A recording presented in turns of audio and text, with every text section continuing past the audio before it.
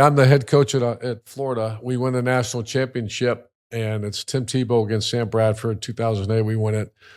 We walk in the locker room, everybody's singing, dancing, and SID comes over to us and said, "Hey, President Obama's going to call you in 5 minutes on your phone.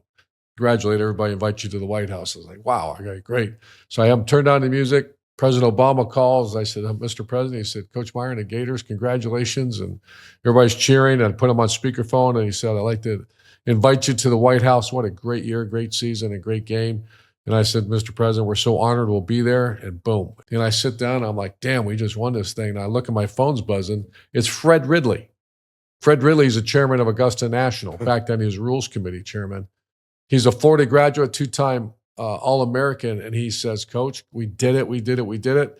I got great news. You're coming as my guest to Augusta National. We're going to stay in a Butler cabin." I almost pass out, Mark. That's the promised land in my world. What'd you shoot at Augusta is the question. I'll get to that in a minute. So our SID brings me back in, and we got to go to the media now. There's about 500 media members in there. I'll sit down, and we're sitting at the table. And one guy to my right says, "Coach, tell us about the amazing phone call you just got in the locker room." I said, "Boys, Fred Ridley just called me, and I'm headed to Augusta National." And they looked at me and said, "Wait a minute, didn't President Obama call you?" And I was like, "Oh, yeah, he did. But we're going to Augusta National." So little priorities there.